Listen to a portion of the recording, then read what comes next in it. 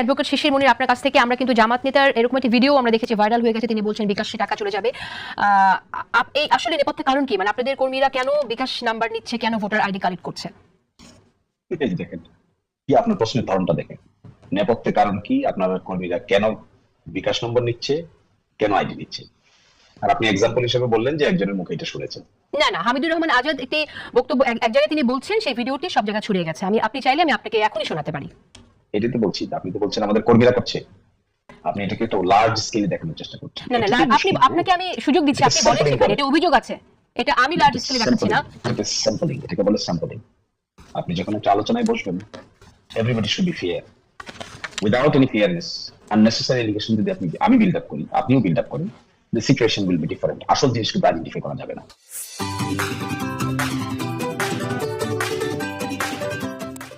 আমি বলছি যে কেউ হোক, যে দলেরই হোক, কারো বিকাশ নম্বর নেবে কিংবা কারো আইডি কার্ড কালেকশন করে তাকে বিকাশে টাকা পাঠাবে, এটা তো গর্হিত অপরাধ। ইট ইজ ভায়োলেশন অফ আচরণ বিধি। সুনির্দিষ্টভাবে আইডেন্টিফাই করে আচরণ বিধিতে ফেলে ইনকোয়ারি কমিটি আছে একটা, সব জাজদেরকে সমন্বয়ে একটা ইনকোয়ারি কমিটি গঠিত হয়েছে। ইনকোয়ারি কমিটি করে কাউকে এরকম পেলে দুটো কাজ করতে পারে, প্রার্থীকেও জরিমানা করতে পারে, সংশ্লিষ্ট ব্যক্তিকেও জরিমানা করতে পারে, আইনে আছে দলকেও জরিমানা করতে পারে, ওই ব্যক্তিকে 6 মাস পর্যন্ত সাজা দিতে পারে। এটা যদি আমার দলের লোকেরা করে তাও করা উচিত, অন্য দলের লোকেরা করে তাও করা উচিত।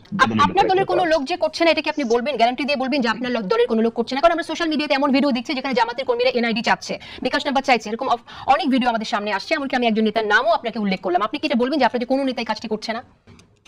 সেকেন্ড প্রশ্ন আসেন, আমি তো একজন ক্যান্ডিডেট, আমি 5 লক্ষ লোক আমার এলাকায় বসবাস করে, আমি তো কখনো এখানে এরকম দেখিনি।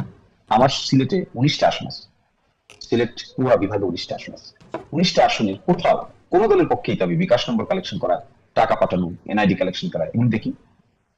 কোন এক জায়গায় বিচ্ছিন্ন কেউ যদি হয়ে থাকে, আমি বলছি দ্যাট শুড বি হ্যান্ডেলড। এটাকে জেনারেলাইজ করা যাবে না।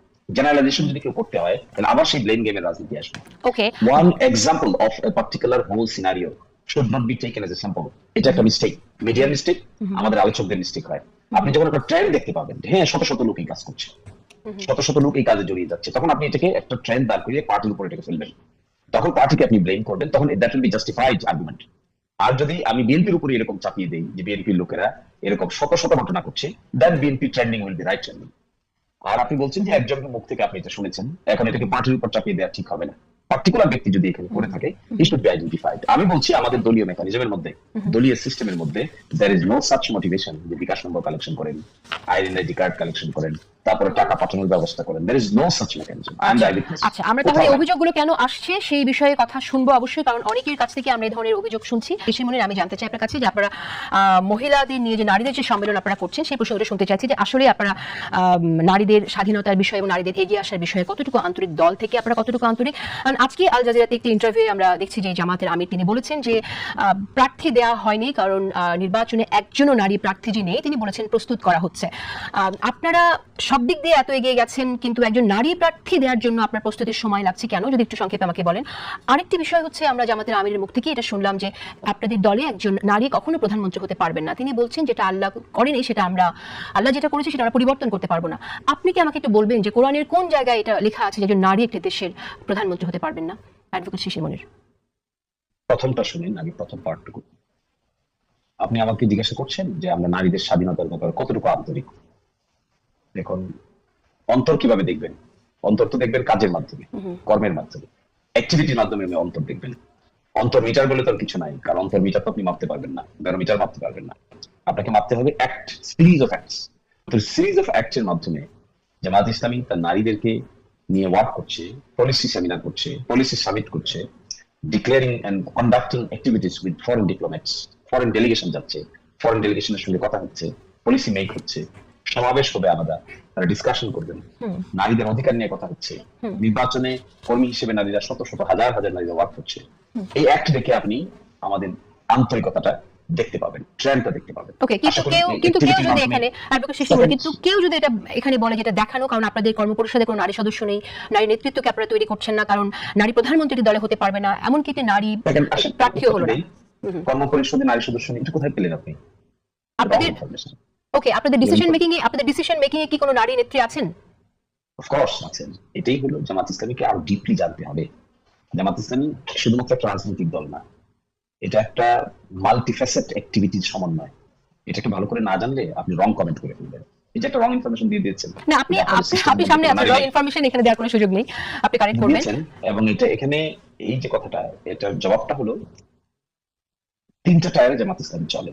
একটা টায়ার হলো কর্মপরিষদ, একটা মজলিসে শুরা, আর একটা আছে নির্বাহী পরিষদ। মজলিসে শুরা হলো জামাত ইসলামীর সবচাইতে বড় এবং সবচাইতে ফাইনাল কনসালটেটিভ বডি। এই কনসালটেটিভ বডিতে 33% নারী আছে, 33%। 100 জনের ভিতরে 33 জন নারী আছে। তো মজলিসে শুরায় 33% নারী থাকলে একজন নারীও কেন প্রার্থী হতে পারলেন না নির্বাচনে? পারেন না, এটা প্রশ্ন না। প্রশ্ন হচ্ছে তারা ওপেন কম্পিটিশনে অনেকেই অংশগ্রহণ করতে হঠাৎ করে এটাকে তারা অ্যাকসেপ্ট করেননি বা উইলিংনেস দেখাননি। কেউ কেউ উইলিংনেস দেখিয়েছেন কিন্তু খুব চ্যালেঞ্জিং মনে করেছেন। তো সেই জন্য আমাদের আমির সাহেব যে বলছেন যে উই আর প্রিপেয়ারিং, এই জন্য উই আর ডিসকাসিং। আপনি তো কোনো মানুষের উপর কিছু চাপিয়ে দিতে পারেন না, আমি তো আপনার উপর কিছু চাপিয়ে দিতে পারি না, আপনি তো আমার উপর কিছু চাপিয়ে দিতে পারেন না। That's why we are discussing, we started discussion.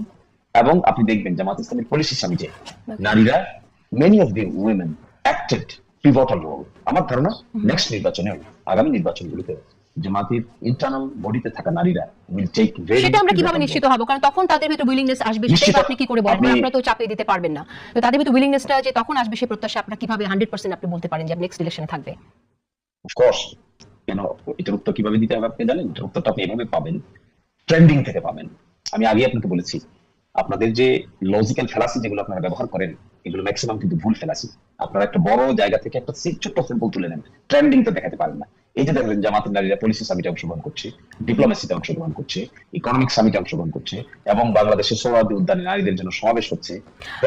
ঠিক আছে, আমি ঠিক আছে বুঝতে পারলাম। আমার লাস্ট কোশ্চেনটা, সময় একদমই শেষ। এবার শিশির মনে শুধু এই প্রশ্নটা জানতে চাই যে নারী প্রধানমন্ত্রী হতে পারবেন না জামাতের, আমি যেটা বললেন যে আল্লাহ যেটা করেননি সেটা আমরা, আল্লাহ যেভাবে করেছে সেটা আমরা বদলাতে পারবো না। আমাকে একটু বলবেন কি কোরআনের কোথায় লেখা আছে যে নারী প্রধানমন্ত্রী হতে পারবেন না? এটা this is a very sensitive part. আমি কোনো মুফতি নই, আমি কোনো বড় আলেম নই, এই জন্য এই ব্যাপারে আমি কোনো ফতোয়া দিব না আপনাকে, কারণ এই ফতোয়া দেওয়াটা আমার কাজ নয়। এটা এই প্রশ্নের উত্তর পেতে গেলে কোরআনের কোথায় লেখা আছে, কিভাবে ইন্টারপ্রিটেশন আছে, কি ধরনের ইন্টারপ্রিটেশন আছে, you have to ask this question to the মুফতিজ এন্ড আলেম এন্ড উলামাস, নট এন অ্যাডভোকেট শিশির মানে। না, আপনার দল তো সেই জায়গা থেকে আপনি নিশ্চয়ই জানবেন যে কেন হবে না এটা, কারণটা নিশ্চয়ই আপনি জানেন। You are raising a Quranic question, না? You are raising a Quranic question. না, কারণটা যেহেতু উনি যেহেতু বলেছেন যে আল্লাহ যেভাবে যেটা করেনি সেটা আপনারা করতে পারবেন না, সেই জায়গা থেকে নিশ্চয়ই আপনাদের কাছে ব্যাখ্যা থাকার কথা।